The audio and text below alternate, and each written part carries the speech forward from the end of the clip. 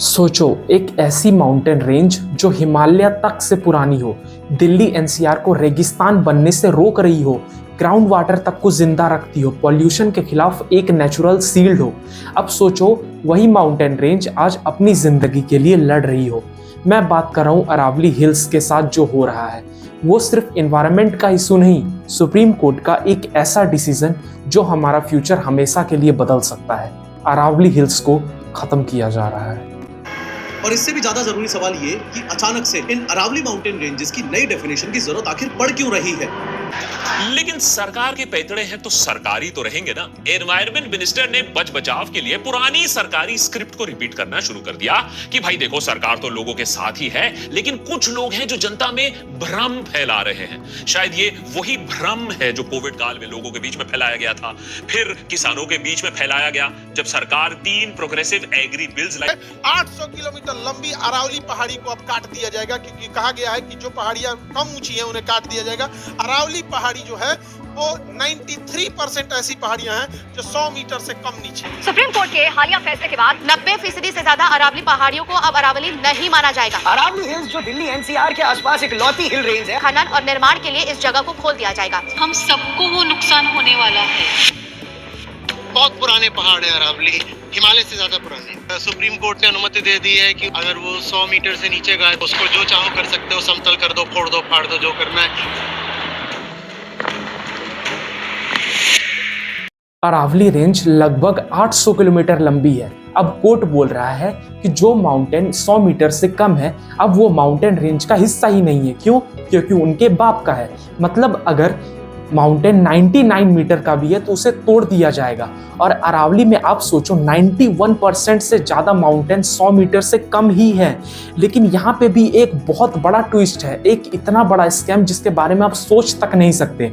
इसकी बात हम करेंगे आगे वीडियो में। लेकिन देखो, अरावली हिल्स शुरू होती है गुजरात से, राजस्थान से होते हुए दिल्ली तक आती है।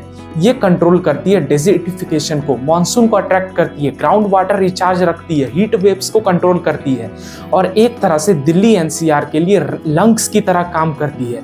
और पहले से ही आप समझो दिल्ली की हालत इस हद तक खराब है और हमें खुद इस चीज़ का अंदाज़ा नहीं है कि अगर इस चीज़ को रोका नहीं गया तो ये अपने साथ कितनी बड़ी बर्बादी ला सकता है। प्रॉब्लम यही है कि अरावली हिल्स को तोड़ा जा रहा है, वो भी लीगली और साइलेंटली, ताकि ये नेता और लैंड माफियास अंधा प्रॉफिट कमा सके।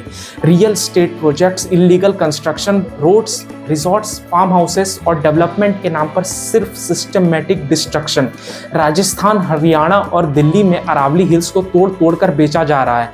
पहले तो ये सब इलीगली होता था, बट अब होगा लीगली। भले ही नॉर्मल पीपल को कितना ही सफ़र करना क्यों ना पड़े, पूरा दिल्ली की प्रॉब्लम्स क्यों ना बढ़ जाए, सारे एनिमल्स क्यों ना मारे जाएं। यहाँ पे कुछ ऐसे स्पीसीज भी हैं पूरे वर्ल्ड में जो सिर्फ यहाँ एग्जिस्ट करते हैं, वो ही क्यों ना एक्सटिंक्ट हो जाएं।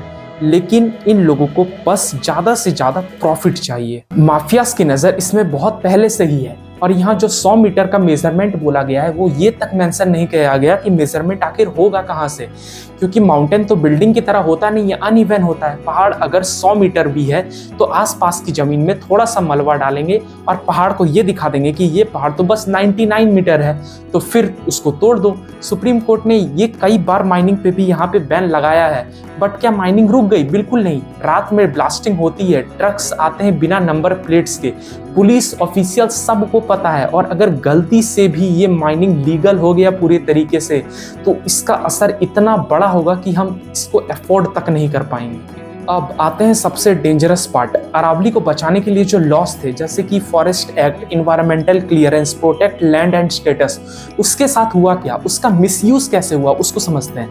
लैंड को पहले फॉरेस्ट से नॉन फॉरेस्ट डिक्लेयर किया गया, रिकॉर्ड्स चेंज हुए, मैप को रीड्रिव्यू किया गया।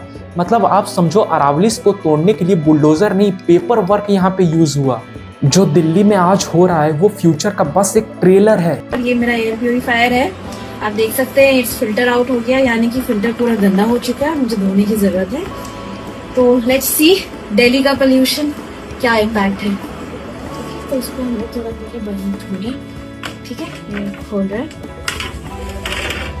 और आप ये देखिए, माय गॉडनेस, ये जो पूरा फिल्टर है एक पूरी मोटी लेयर है। Oh my God. और इसको क्लीन किए हुए बस 10 दिन 8 दिन हुआ है और देखिए आप, माय गॉड।